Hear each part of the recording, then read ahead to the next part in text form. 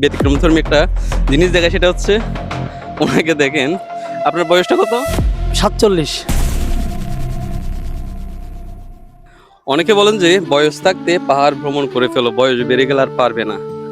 আমি আপনাদের একটা ব্যতিক্রমধর্মী একটা জিনিস দেখায়, সেটা হচ্ছে ওনাকে দেখেন। আপনার বয়সটা কত? 47।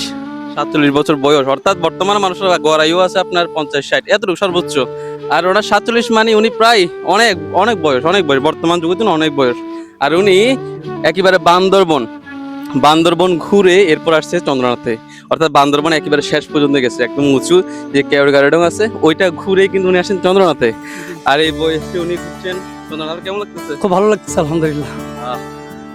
দেখতে পেলেন যে বলেন যে বয়স সময় থাকতে ঘুরেন, আসলে না, মনের ইচ্ছা রাখেন। আপনার বয়স যতই বাড়ুক, মনের ইচ্ছা রাখেন। ইচ্ছা রাখলে যে কোনো বয়স আপনি পাহাড় না সব কিছু পরিবহন করতে পারবেন, সৃষ্টিকর্তার সব কিছু আপনি দেখে যেতে পারবেন এই জীবন থাকতে।